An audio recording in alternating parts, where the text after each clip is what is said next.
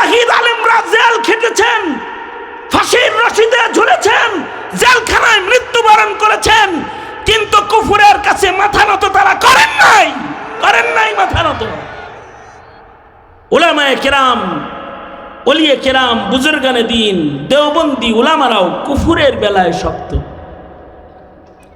দেওবন্দীদের সন্তান যারা বাংলাদেশে, তারাও কুফরের সাথে শক্ত। এ কারণেই মোদি বিরোধী আন্দোলন হয়েছিল বাংলাদেশে, যে মূর্তি পূজার নাট্যকার যিনি আর খুনের কসাইখানার অভিভাবক যিনি, কসাই মোদি বাংলাদেশের একটা রাষ্ট্রীয় অনুষ্ঠানে অতিথি হবে, এটা 17 কোটি মুসলমানের দেশ হতে পারে না। এদেশের স্বাধীনতা উদযাপিত হলে কাবার ইমাম এসে উদযাপন করবে, মোদি আসার অধিকার রাখে না, কাফের আসার অধিকার রাখে না। এই কথা আলেমরা বলার কারণে আলেমদেরকে রাখেন, এই কথা আলেমরা বলার কারণে আলেমদেরকে জেলখানায় যেতে হয়েছে। মিথ্যা মামলায় জেলখানায় গেছে। আমার বিরুদ্ধেও মামলা হলো, আমি ককটেল মারছি বাইতুল মোকাররমের উত্তর গেটে। খোদার কসম করে আজকেও বলতেছি, আমি এখনো পর্যন্ত সচক্ষে ককটেল দেখিনি। আর আমি নাকি ককটেল মেরে পালায় গেছি এরকম। এই যে এমদাদ সাহেব, উনি তো মার্ডার কেসের আসামি, অনেকগুলা মানুষ মারছে উনি, তাই না? ওনার ভাইও অনেকগুলা মানুষ মারছে না? এই কথা বলেন না কেন? এই জীবনে কোনোদিন বড় আওয়াজে আপনাদের সামনে কথা বলে এরা জাতির ধর্মীয় কাজের নেতৃত্ব প্রদান করে। হ্যাঁ, কেউ যদি ধর্মের বিরুদ্ধে কথা কয় তো তার টুটি চেপে ধরতে চায়, জীবন যাবে, ধর্মের খেলাফ করতে দিবে না। কারণ কি? কারণ হলো আশিদ্দাউ আলাল কুফার। এই কাফেলা শুধু বর্তমান জিন্দা যারা তারা না, যারা এদেশে রাজনীতি করবে, যারা এদেশে শাসন ব্যবস্থায় বসে থাকবে, তাদের চিন্তা করতে হবে মুসলমানের ভূখণ্ডে সাহাবীর রঙের ইমানদার সব ফিনিশ হয়ে যায় না। আলহামদুলিল্লাহি ওয়া কাফা ওয়া সালামুন আলা ইবাদিহিল্লাযীনা ইসতাফা।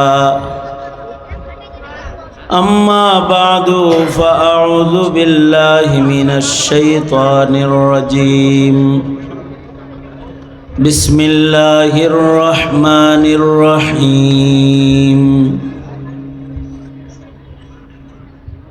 محمد رسول الله والذين معه أشداء على الكفار رحماء بينهم تراهم ركعا سجدا يبتغون فضلا من الله ورضوانا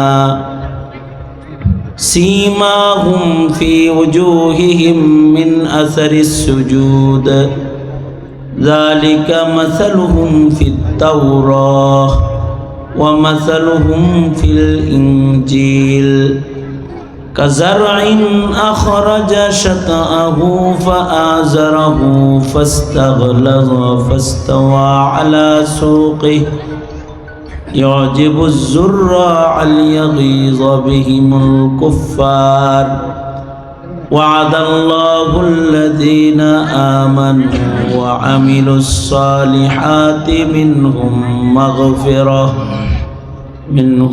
مغفرة وأجرا عظيما. وقال النبي صلى الله عليه وسلم أصحابي كالنجوم بأيهم اقتديتم اهتديتم أو كما قال عليه الصلاة والسلام.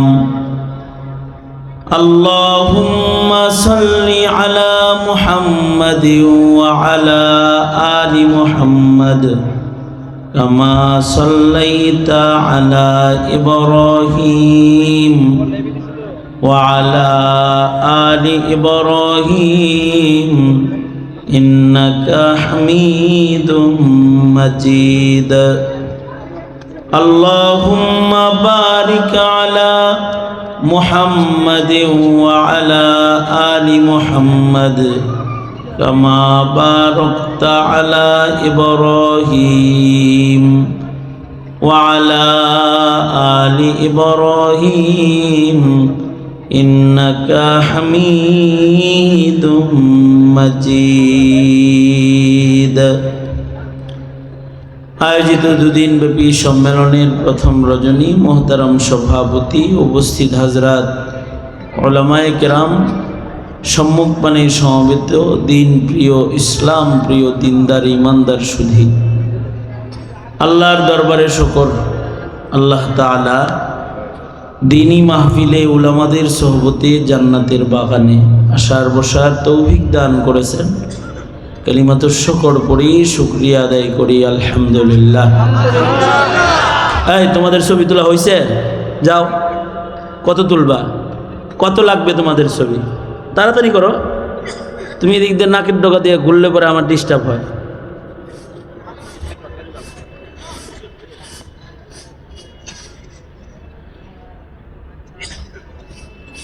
আল্লাহর দরবারে শুকর, আল্লাহ পাক দিনী মাহফিলে বসাইছেন, শুকরিয়া আদায় করেন আলহামদুলিল্লাহ। দিনী মাহফিলগুলোতে দিনী পরিবেশ রক্ষা করা এটা একটা আদব। দিনী মাহফিলে যত বেশি বা আদব হাজিরি হবে, কারণ রহমত ঝরতেছে, ভাগটা বেশি পাওয়া যাবে, রহমত পাওয়া যাবে। সংক্ষিপ্ত কিছু কথা। মানুষের ভেতরে আল্লাহর কাছে সবচেয়ে শ্রেষ্ঠ মানুষ, সবচেয়ে সম্মানিত মানুষ হলেন নবীগণ। নবীরা সর্বাধিক সম্মানিত। নবীদের উপরে আল্লাহ পাকের মহাব্বত সর্বোচ্চ। নবীরা মাসুম, নবীদের সাথে গুনার সাথে কোনো টাচ নেই। সুবহানাল্লাহ। মানুষ কিন্তু গুনামুক্ত মানুষ। নবীদের পরেই যাদের দাম বেশি তারা হলো সিদ্দিক। সিদ্দিকদের ভেতরে শ্রেষ্ঠ সিদ্দিক হলেন সাহাবায়ে কেরাম রিজওয়ানুল্লাহ আলাইহিম আজমাইন। ওনারা সিদ্দিকদের শীর্ষ সিদ্দিক। উদাহরণ দিলে বুঝবেন, যেমন নবীদের ভেতরে আমাদের নবী শ্রেষ্ঠ নবী, সিদ্দিকদের ভেতরে শ্রেষ্ঠ হলেন আবু বকর। আর নবীদের ভেতরে আবার কিছু নবী আছেন কিতাবওয়ালা নবী, শ্রেষ্ঠ রাসূল, ওনারা চারজন। এইরকম আর কি শ্রেণীবিন্যাস আছে। সাহাবীরা সব সিদ্দিকদের শ্রেষ্ঠ কাফেলা। এ কারণে আল্লাহ তাআলা দুনিয়ার সব মানুষ যারা কিয়ামত পর্যন্ত আসবে মুমিন, এদের সবাইকে সাহাবীদের মতন দেখতে চান। এ কারণে আল্লাহ পাক বলেন, আমিনু কামা আমানান নাস। আমার নবীর সাহাবীরা যেমন ইমানদার, তোমরা তেমন ইমানদার হও। সাহাবীরা হলো সত্যের মাপকাঠি, মিয়ারে হক। সাহাবায়ে কেরামের আমল, সাহাবায়ে কেরামের আখলাক সব আল্লাহর কাছে পছন্দের। সাহাবায়ে কেরামের দিল, এটা আল্লাহর পছন্দের। পরীক্ষা করে আল্লাহ পাক সবাইরে পাস ঘোষণা করছেন কোরআনের আয়াত দিয়া, উলাইকাল্লাযীনা ইমতাহানাল্লাহু কুলুবাহুম লিত্তাকওয়া। সাহাবীরা সবাই পরীক্ষা দিছে আল্লাহর কাছে, এবং আল্লাহর পরীক্ষায় এরা সবাই পাশ করা মুত্তাকি, দাবিদার মুত্তাকি না, পাশ করা মুত্তাকি। তাদের পাশের সনদ দান করেছেন কে? আল্লাহ। এবং এই সাহাবায়ে কেরাম ওনাদের মূল্য বোঝার জন্য কয়েকটা কথা। সাহাবায়ে কেরাম যদি অশিক্ষিত হয়, সাহাবায়ে কেরামের কেউ যদি শিক্ষিত কমও হয়, আকল কম, তারপরেও তার ঈমান দুনিয়ার সব ঈমানদারের চাইতে ভালো, শ্রেষ্ঠ ঈমান তার। আল্লাহর রাসূল তো সাহাবীদের ঈমানের প্রশংসা করতে গিয়ে বলেন যে আমার সাহাবীদের সবার পুরা জামাতের ঈমানটা তারকার মতো ঝকঝকা চকচকা ঈমান। আল্লাহর রাসূল বলেন আসহাবি কান্নুজুম বিআইহিম ইক্তাদাইতুম ইহতাদাইতুম। নবীজি বলেন আমার সাহাবীরা হলো তারকার মতন, যে কোনো একজন সাহাবীর ইত্তিবা যদি সারা দুনিয়া করে তো সারা দুনিয়া আল্লাহর জান্নাতে চলে যাবে। যেই সাহাবীর অনুসরণ যেই করবে, যে সাহাবী হোক সেটা, একেবারে আদনা সাহাবীর অনুসরণ হইলেও হিদায়াত প্রাপ্ত হয়ে জান্নাতে চলে যাবে।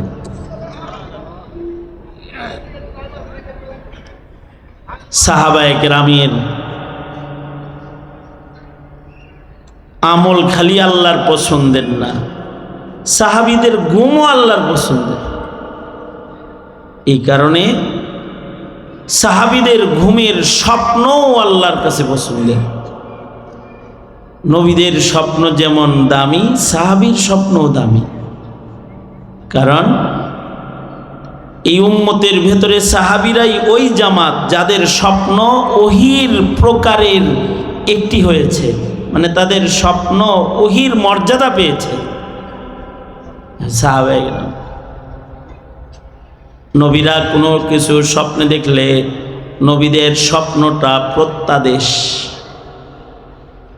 যেমন ইব্রাহিম আলাইহিস সালাতু ওয়াস সালাম নিজের ছেলেকে বলতেছে ইয়া বুনাইয়া ইন্নী আরা ফিল মানামি আন্নী আযবাহুকা ফানজুর মাযা তারা। সন্তান হে, ঘুমের স্বপ্নে দেখেছি যে আমি তোমাকে আল্লাহর রাহে জবাই করছি, তুমি কি বলো? ছেলে জানে বাবার স্বপ্ন ওহী, ছেলে বলে ইয়া আবা তিফআল মা তুমার সাতাজিদুনি ইনশাআল্লাহু মিনাস সাবিরিন। আব্বু, আপনি যা আদিষ্ট পালন করেন, জানি আপনার স্বপ্ন আল্লাহর নির্দেশ, আমাকে ধৈর্যশীল পাবেন, জবাই করে আলান। হলো নবীর স্বপ্ন। সাহাবীর স্বপ্ন অনেক দামি। সাহাবীদের স্বপ্নকেও আল্লাহ তাআলা ওহীর মান দান করছেন। ইসলামের পয়লা যুগে নবীজি নামাজের জন্য মসজিদের ইন্তজার করতেন, ইমামতি করবেন, সাহাবীরা আস্তে আস্তে আস্তে আস্তে আইতো, নবীর অপেক্ষা করা লাগতো। তারপরে নবীজি নামাজ পড়াইতেন, সাহাবীরা জামাতে নামাজ পড়তো। অথবা নবীজি নামাজ জামাত শেষ করে ফেললে অনেকের জামাত ছুটে যেত। নবীজির অপেক্ষা করাও এটা সাহাবীদের জন্য বেদনা, নবী নামাজ পড়ায়া ফেললে নামাজ না পাওয়াটাও সাহাবীদের জন্য বেদনা, যে নবীর পিছনে নামাজ পড়তে পারলাম না, নবীজির পিছনে নামাজের ওজন কমে গেল। তাহলে কি হওয়া দরকার? হওয়া দরকার হলো এলান হোক, জামাতের সময় কাছাকাছি হলেই আজান হোক, ওক্ত ঢুকে গেলে এলান করা হোক। এলানটা কেমনি করব? সব মিলা পরামর্শ হয়েছে। এদের ভেতরে একদল বলে নামাজের ওক্ত আসলে ঘন্টি বাজাইবা। না, ঘন্টি বাজানো যাবে না, কারণ ঘন্টি পূজায় বাজানো হয়, কাফেরদের নিয়ম, মুসলমানদের ইবাদতের ভেতরে ঢুকবে না। ঘন্টি এটা মুশরিকদের কাজ, এটা মুসলমান করবে না। ঘন্টি বাজায়া নামাজে ডাকুন যাব না। একদল বলে তাইলে আগুন জ্বালায়া দিব, ধোঁয়া উঠবে, উপরে আকাশে ধোঁয়া দেখে সবাই বুঝবে নামাজ জামাত সন্নিকটে, দৌড়ে সবাই মসজিদে চলে আসবে। না তাও হবে না, আগুন জ্বালায়া একদল শিরিক করে, যাদের নাম মাজুসি, অগ্নি পূজারীরা, যারা আগুনকে খোদা মনে করে। অগ্নি পূজকরা আগুন জ্বালায়া পূজা করে, আগুনকে প্রভু মনে করে। সুতরাং আগুন জ্বালায়া এক আল্লাহর গোলামির জন্য ডাকা যাইব না, কারণ এটা মুশরিকদের পূজার শিআর। এটাকে মুসলমানদের ইবাদতের শিআর বানানো যাবে না। এমনিতে মুশরিকদের ভেতরে বদতরিন মুশরিক, সবচেয়ে নিকৃষ্ট নিয়ম যে মুশরিকদের ধর্মে আছে, এই ধর্মের নাম হলো মাজুসি ধর্ম, অগ্নিপূজকদের ধর্ম। ওদের ধর্মে নিকৃষ্ট নিকৃষ্ট নিয়ম আছে। আমি কারোর ইয়া করতেছি না, মনে করেন মুত খাওয়া, গোবর খাওয়া, এটা কোনো উৎকৃষ্ট নিয়ম? চায়া রয়েছেন কেমিয়া কন্যা, মুত খাওয়া গোবর খাওয়া এটা কি উৎকৃষ্ট নিয়ম কোনো? তাহলে আমি এইদিকে না যাই, ওইদিকে যাই যে মাজুসিদের ধর্মে এর চাইতে জঘন্য নিকৃষ্ট নিয়ম আছে। উদাহরণ স্বরূপ তাদের ধর্মের একটা নিয়ম হইল, তারা মা আর সন্তানের মাঝখানে বিবাহ সম্পাদন করে, মাকে ছেলের লগে বিয়ে দেয়। নাউজুবিল্লাহ, আসতে গেলেন কেন? হাত নাই আপনাদের? হাত আছে? হাত আছে? কার কার হাত আছে? এক হাত আছে না দুনো হাত আছে? হাত সচল, নড়ে চড়ে? কান ঠিক আছে তো? মুখও ঠিক আছে? তাইলে মুখ যে ঠিক আছে, জোরে করে বলেন নাউজুবিল্লাহ, জোরে করে বলেন। এখন এত জোরে করলেন কে? সোজা আঙ্গুলে ঘি ওঠে না, না? তাইলে আমি কথাটা, নিকৃষ্ট কাজটা আবার বলি, আপনারা নাউজুবিল্লাহ জোরে করে বলেন। মানে এই ধর্মে মা আর সন্তানের মাঝখানে বিবাহ সম্পাদন হয়, নিকৃষ্ট কাম না? কেমনে, তারা কিভাবে করে এটা? তাদের ধর্মের নিয়ম হলো, স্বামী, অগ্নিপূজকদের ধর্মের নিয়ম হলো, স্বামী স্ত্রী বিয়ে করার পরে পয়লা সন্তান যদি ছেলে হয়, যদি প্রথম সন্তান ছেলে হয়, তাহলে অটোমেটিক তাদের নিয়ম হলো জামাই তালাক। মানে তালাক দিব হইল জামাই, বউ তালাক। আর হেরা দেয় কারে তালাক? জামাই তালাক। জামাইরে তালাক দিয়ে দেয় বউয়ে। এই নিকৃষ্ট নিয়মটা মুসলমানদের সমাজেও এখন অ্যাভেলেবেল। সেটা হলো বউয়ে খালি জামাই করে তালাক দিয়ে ডিভোর্স লেটার দেয়, কিন্তু কারণে অকারণে এমন ডিভোর্স দিয়া স্বামীকে বের করে দেওয়া, এটা মাজুসিদের স্বভাব। হ্যাঁ, খোলা তালাকের বিধান শরীয়তে ইসলামে আছে। যদি বনবনাত না হয়, তাহলে অভিভাবক দায়িত্বমাইকা সমস্যাগুলো আলোচনার মাধ্যমে সমাধান করা গেলে দিস বেটার। আর যদি সমাধান করা না যায়, তাহলে খোলা তালাক দেওয়ার বিধান আছে। তাও এই তালাক পুরুষেরই অধিকার। সে নারীকে বলবে, ঠিক আছে আমি তোমাকে অধিকার দিলাম, যেহেতু আমাকে তোমার পছন্দ হয় না, তো তুমি আমাকে দিতে পারো মনে চাইলে। কই অধিকার মানে একজনের ওকিল বানাই দিল। মেয়র সাহেব আমারে কইল যে হুজুর আপনারে বক্তব্যটা দেওয়ার অধিকার দিলাম, তাই আমি এখানে বক্তব্য দিতেছি। অধিকার দেয় নাই দিতে পারবো? স্বামী যদি বিবিরে অধিকার দেয় তাইলে দিতে পারবে, তখন হবে তালাক, খোলা তালাক। আর এটা হইলো আর একজনের লোকে হঠাৎ খাতির জন্য গেছে, তো আগের জামাই তালাক লেটার একটা পাঠায় দিছে। জামাই তালাক এটা মজুসীদের নিয়ম।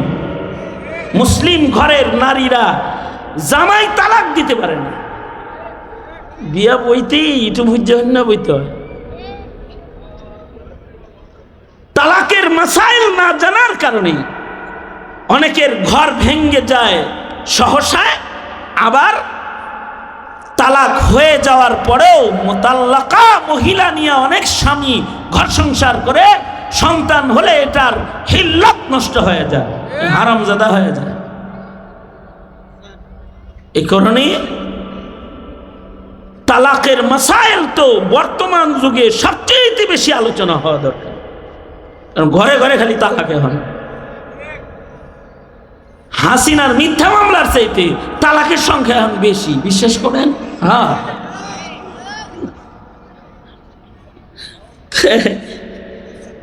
যাই হোক, জামাই তালাক। তাহলে জামাই যে তালাক হইল, কারণ কি? জামাই তালাক হইলে কি হয়?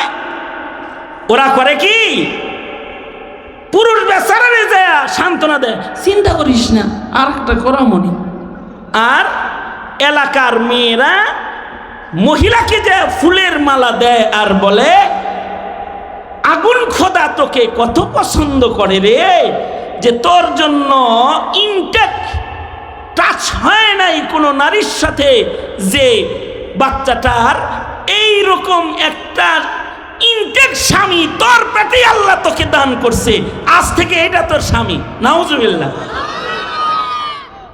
এই নিকৃষ্ট নিয়ম ওই যুগের মজুসীদের ধর্মের ভেতরে বিদ্যমান ছিল।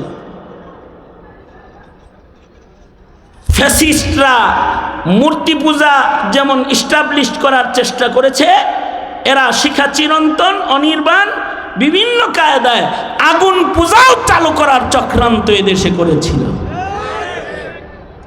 এই সব তাওহীদের মুখালিফ যারা এগুলো করে, এগুলো সব কোনো না কোনো ভিনদেশী প্রভুর দালালি করে বসে বসে যারা এগুলো করে। এই যে নিকৃষ্ট নিয়ম, এমন নিকৃষ্ট নিয়ম যাদের ধর্মে আছে, তাদের ধর্মের আগুন জ্বালানি যদি মুসলিম ধর্মের নামাজ পড়ার একটা এলান হয়, নামাজ পড়ার একটা মাধ্যম হয়, এটা কি ভালো? ইসলামের প্রত্যেকটা বিধান কাজ পুত পবিত্র। শকরগুজার হও যে তুমি মুসলমান আর তোমার ধর্মের নাম ইসলাম। জোরে আওয়াজ করে বলেন আলহামদুলিল্লাহ। ইসলামের প্রত্যেকটা কাজ পুত পবিত্র। অমীমাংসিত অবস্থায় মিটিং শেষ হয়ে গেল। আল্লাহর নবী বললেন, এভাবে হবে না, যাও পরে আবার আইসো, ফের মশওয়ারা আবার হবে। সাহাবীরা চলে গেল। নবীজির একজন রাখাল সাহাবী, কৃষক সাহাবী, রাতের বেলায় স্বপ্নে দেখে তার সামনে দিয়ে একজন ধব লইয়া যাইতেছে। অর্থাৎ যারা আইসক্রিম বেছে তারা একটা জিনিস বাজায়, টুন টুন টুন টুন আওয়াজ হয়, বাজায় না, এরকম একটা লইয়া যাইতেছে, একদিক খোলা আর এটা আওয়াজ হয়। সে স্বপ্নের ভেতরে তাকে বলে, ওই দবলা ভাই, তোমার ধপটা আমাকে দাও, রাসূলকে নিয়ে দিব, এটার দ্বারায় মানুষকে নামাজের দিকে ডাকা হবে। স্বপ্নের মধ্যে ধবলায় বলে, কেন এটা কিনবে?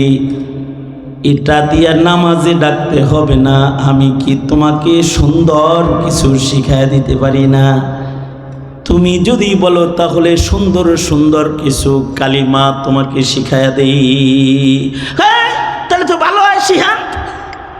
তাইলে এইভাবে ডাকবা, আল্লাহু আকবার, আল্লাহু আকবার 4 বার, আশহাদু আল্লা ইলাহা ইল্লাল্লাহ 2 বার, আশহাদু আন্না মুহাম্মাদার রাসূলুল্লাহ 2 বার, হাইয়া আলাস সালাহ 2 বার, হাইয়া আলাল ফালাহ 2 বার, আল্লাহু আকবার, আল্লাহু আকবার, লা ইলাহা ইল্লাল্লাহ। বাস স্বপ্নগুলো শিখছে আর ঘুম ভেঙেছে।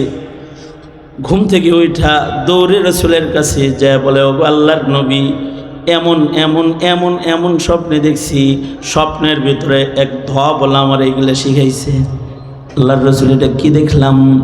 আল্লাহর নবী বলে, রুইয়াতুকা সাদিকান সালিহান, তুমি একটা সত্য স্বপ্ন দেখেছো, ওইটা কোনো বলা না, ওইটা ছিল আল্লাহর পাঠানো ফিরিস্তা, যাকে শিক্ষক বানায় তোমার কাছে প্রেরণ করা হয়েছে। আল্লামাকা তাজিন, সে তোমাকে আজান শিখায় গেছে। এটাই মানুষকে নামাজে ডাকার জন্য এলান। যার গলার আওয়াজ বড় তাকে ডেকে নিয়ে আসো, এগুলো মুখস্থ করায় দাও। বিলালকে ডেকে আনা হলো, আর আল্লাহর রাসূল বললেন, বিলাল জোরে চিৎকার দেওয়ার জন্য নিজের উঙ্গুলি নিজের কানে দিয়া সজোরে চিৎকার করে তুমি আজান দাও। হযরত বিলাল আজান দিত, সুদূর মাকামে রওহা পর্যন্ত বেলালের আজান আল্লাহ তাআলা পৌঁছায় দিতেন। আজান শুনে সবাই নামাজে আসা শুরু করলো। নবী বললেন, কিয়ামত পর্যন্ত আমার সাহাবীর স্বপ্ন হবে মানুষকে নামাজে ডাকার মাধ্যম। কিয়ামত পর্যন্ত যেখানে আজান হবে, আজানের আওয়াজ যত দূর যাবে শয়তান থাকতে পারবে না, পালায়ন করবে, পেছনে হাওয়া নির্গত হবে আর দৌড়াবে।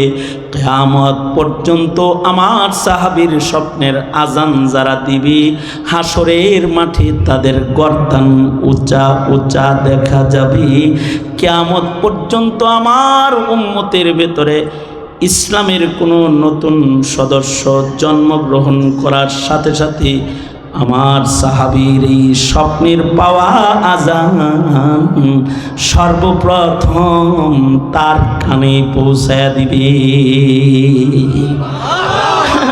কোরআন আগে দিতে কয় না, সাহাবীর স্বপ্নের পাওয়া আজান কানে আগে দিতে কয়। তার মানে কি? তার মানে হলো সাবধান, সাহাবীদের নিয়ে কথা কবি না। যদি মুসলমান হতে চাস তো সাহাবায়ে কেরামের ইত্তিবা করবি। যারা সাহাবীদের নিয়ে কথা বলে, আহলুস সুন্নাহ বলে, ওরা হকের উপরে নাই। এ কারণেই আবুল আলা মওদুদী এত বড় পণ্ডিত হওয়ার পরেও উলামায়ে দেওবন্দ তাকে গুরুত্ব দেয় নাই, গ্রহণ করে নাই, কারণ সে সাহাবীদের সমালোচনাকারী। কারণ সুতরাং এই সাহাবীদের এই রংটা, এইটা এক সময় সাহাবীদের ইমানের রং এক সময় দুনিয়াতে বাস্তবায়ন করেছে তাবেঈরা আইম্মায়ে মুজতাহিদিন আকারে। আইম্মায়ে মুজতাহিদিনদের পরে ওলিয়া কেরাম, বুজুর্গানে দ্বীন, সাহাবায়ে কেরামের ইমানের রংকে দুনিয়াতে বাস্তবায়ন করেছে। সর্বশেষ এসে এই ভারতবর্ষে সাহাবায়ে কেরামের ইমানের রং প্রতিষ্ঠা করার জন্য কাসেম নানতুবি রহমাতুল্লাহ আলাইহি এক ঝাঁক সাথী সঙ্গী সহ দেওবন্দিয়াত রং নিয়া দুনিয়ার মাটিতে সাহাবিয়াতের তালিম প্রদান করেছে। আর এই দেওবন্দিয়াত থেকেই সারা ভারতবর্ষ নয়, শুধু গোটা দুনিয়ার মানুষকে সাহাবী রং চিনানোর জন্য এবং সাহাবীদের রঙের মুমিন বানানোর জন্য কওমিয়াত আর ওয়াহাবিদের আগমন হয়েছে, যাদের ভেতরে সাহাবীদের ইমানের রং শিক্ষা দেওয়া হয়। সাহাবীদের ইমানের রঙে রঙিন মুমিন বানানোর মেহনত এই মাদ্রাসাগুলোতে করা হয়। কারণ সাহাবীদের ইমানের রং ছাড়া কারোর ইমান আল্লাহর কাছে গ্রহণযোগ্য ইমান না। সুতরাং সাহাবীদের ইমানের রঙের হেফাজত দরকার আছে না নাই? জোরে আওয়াজ করে বলেন, আছে না নাই? জোরে বলেন। আল্লাহ আল্লাহ সাহাবীদের একটা রং বর্ণনা করেছেন, আশিদ্দা ও আলাল কুফার। সাহাবীরা কুফর ফিস্ক ফুজুরির বেলায় শক্ত, কাফেরদের সাথে শক্ত। এই শক্ত এই রংটা উম্মতের মুজতাহিদিনদের ভেতরেও ছিল। উম্মতের মুজতাহিদ আলেমরা জেল খেটেছেন, ফাঁসির রশিদে ঝুলেছেন, জেলখানায় মৃত্যুবরণ করেছেন, কিন্তু কুফরের কাছে মাথা নত তারা করেন নাই মাথা নত। উলামায়ে কেরাম, ওলিয়ে কেরাম, বুজুর্গানে দ্বীন, দেওবন্দি উলামারাও কুফরের বেলায় শক্ত। দেওবন্দীদের সন্তান যারা বাংলাদেশে, তারাও কুফরের সাথে শক্ত। এ কারণেই মোদি বিরোধী আন্দোলন হয়েছিল বাংলাদেশে, যে মূর্তি পূজার নাট্যকার যিনি আর খুনের কসাইখানার অভিভাবক যিনি, কসাই মোদি বাংলাদেশের একটা রাষ্ট্রীয় অনুষ্ঠানে অতিথি হবে, এটা 17 কোটি মুসলমানের দেশ হতে পারে না।